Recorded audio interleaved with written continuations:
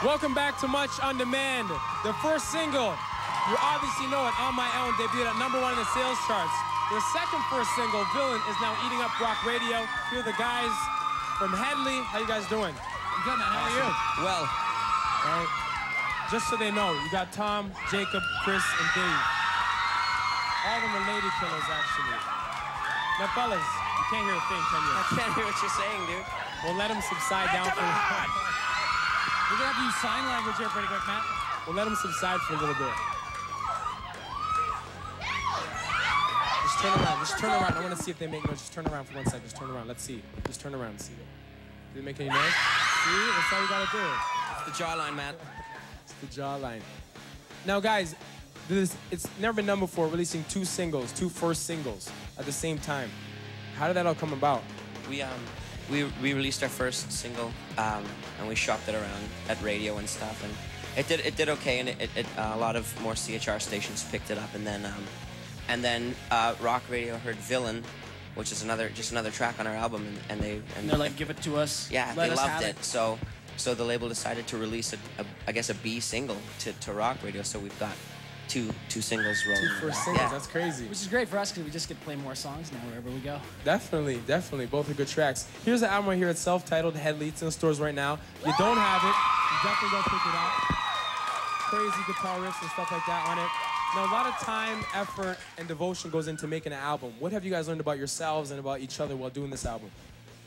Collaboration. Yeah? What Jake looks like in a thong? I heard about that. And don't worry, Jake. We got a treat for you later on.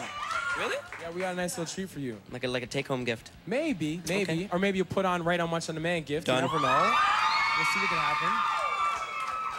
It was definitely awesome making the album. We got to work with Garth Richardson and Brian Howes, who is an excellent songwriter and a great friend of ours. And it was really cool to be able to work with him and just start to learn how to collaborate with people. And it was an excellent experience. And in case you guys don't know, Garth Richardson actually worked with like Rage Against the Machine, Red Hot Chili Peppers, a lot of big groups. Rise Against, lots of stuff. And what did you guys learn from him in the studio? Whew. He's probably one of the best guys when it comes to melodies and just arranging, and it's cool because we got to work with two different kinds of producers, and so it gave us two different kinds of sounds that we got to be able to blend together. Okay. The records that Garth makes always have this huge sound, so we just some massive rock came out of it, so that was great for us. Well, with Chris on the drums, I don't know how you guys can have a big sound. He was killing them, so he was absolutely killing those drums today. It was hilarious. He was showing off because you were here. Make me blush. What about the corporate side of things? What about the corporate aspect? Because you guys have been a band for a little while. You've obviously experienced the corporate end of things being on the show you're on, which we won't talk about. But what about the corporate side of things? What have you guys learned about that? It's all been positive so far. Yeah? Like, there's all kinds of kind of stereotypes kind of assumed with being on a major label, and we've had nothing but love shown to us. Everybody's been super cool. They've been really making sure that we're fulfilling like our dreams as an artist and that we're representing what we want to do. And they're not really just putting us into a cookie cutter mold and saying, all right, let's stamp out some Hedleys. Yeah. You know, they're really focused just to like having us be the best band that we can be. That's good, man. Speaking of love, okay, Bedouin Sound Clash, you guys know who they are? Yes. Okay, they were on here yesterday.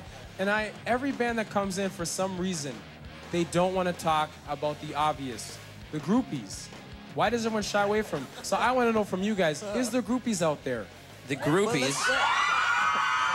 They're obviously out there. Why don't you tell us about what it's like being, VJ now and going around Toronto and Nothing happens at all. This is just a job. I'm just a part of the piece of the puzzle here. Write this down for me. What was a job, piece of puzzle, and what was the other? Something tells me that a couple other people have keys to the underground parking lot. See? Matt. See, this is what always happens. It ends up turning on me, and the band always avoids talking about it. You'd think you'd learn your lesson by now. I know, man, but I just keep trying and trying. It's like beating my head with something. We've got great fans. I think that's the one thing most bands say, but we are blessed to actually have just an awesome bunch of, like, look at all the crazy people here. Like, we've got people from BC, Alberta. Yeah. Okay. Just coming to shows. There's so much love. Okay, now we actually have an audience question. JP, can I get that question for me? Thanks, man. And this is from, it's from April in BC, okay? And she wants to know this question for you, Jacob. Her. You know her? Yeah, BC. Look at how well this guy knows his April! fans. April from BC. BC. She was the one that met you guys after that. She's got the eyes. And the hair. Yeah, I know her. Okay. Good soccer player. It says, how does it feel having a music career after being eliminated from Canadian Idol, or whether or not you cared about being eliminated? And also, where did you guys get the name Hedley from? How does it feel? She's curious. Oh, come on, give him. What, do you guys want to get up here and answer these questions for us? The thing, it's as much as it's been a whirlwind. It's given me as much as it is the most fun thing I've ever been doing in my life. It's given me a real intensity about it, because I mean, so many things have fallen into place, and you know, we've been given such an opportunity here. Like this doesn't happen very often. You know, just all the people that have jumped on board and stuff. So it's really given us an intensity to, you know what, take this and make as much as we can out of it. Nice. So that's been the most important thing, especially for me, is, you know, now this is serious. You know, you've got a huge opportunity here, and so, you know, we're trying to exploit that as much as possible. Does it change? Do you guys feel a lot of pressure coming out with this album? Because now it's about maybe, you know, making a lot of money. Potentially, this could be your career for the rest of your lives, right? I think at this point, in my experience with other bands and being in other bands and knowing other bands, is that often when the record deal comes, when all this interest starts coming, when you come and play MOD with people coming on autographs and whatnot, you seem to get lazy. And what we've been reminding ourselves is that it's time to start working now. So it's like we've done everything to get to this point, and now it's time to start 6-7 hour days, watching how we eat and exercising and kissing. Kissing's very important. You talk about being in other bands. What works about this band that maybe didn't work for you guys in other bands? There's 2 rules that makes this band work. Okay, what's the 2 rules? There's another rule, Isaac. Well, here's a 3rd rule. Well, that one's under. There's 2 for now because it's under. The first rule is the sleep rule. Okay. Okay. At no point in any time do you interrupt another bandmate's sleep unless we have to go there late. Okay. Okay. Sleep because is sacred. You get it when you can, right? Yes. You're on the road. You sleep in a van. Well, I'm sure you guys do get it when you can. Okay. Rule number 2 is the food rule.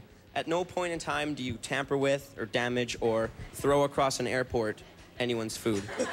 Okay. And now there's a clause to the sleep rule, which is that if at any point in time said band member is passed out with their shoes on, okay, you're fair game. You're fair game. The shoes are on. Your eyebrows are ours. Whatever. You know, anything goes. You know, toothpaste, it's all works. If you see anybody without eyebrows, you know what happened. Okay, now you guys actually do some very outlandish things in the studio, and I've heard, Jacob, that you're not afraid to sport a banana hammock the odd time, eh? So, yes, he's not afraid. I love sex TV. So what we've done is actually stepped it up a notch here. This is actually a girl's G-string, and who knows, he might even be wearing this when we come back. Let's check out their latest single, On My Own.